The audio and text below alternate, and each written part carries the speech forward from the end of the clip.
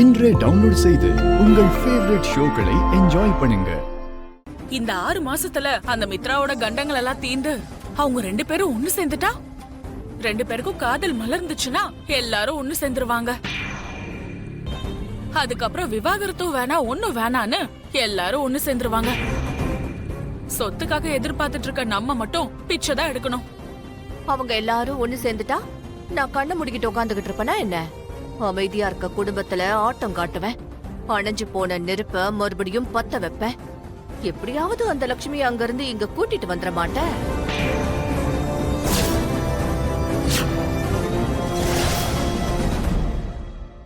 உன்னை இந்த வீட்ல தங்க வைக்கிறதுக்கு எனக்கு சுத்தமா பிடிக்கல. உன்னால மித்ராக்கு எந்த ஆபத்து சூழுமோன்னு எனக்கு ரொம்ப பயமா இருக்கு. உன்னோட காத்து பட்டாலே மித்ராக்கு எந்த மாதிரியான ஆபத்துகள் சூழுன்னு என் மனசுக்குள்ள ரொம்ப பயமா இருக்கு. ஆனா நிலைமை இப்ப எங்களுக்கு சாதகமா இல்ல.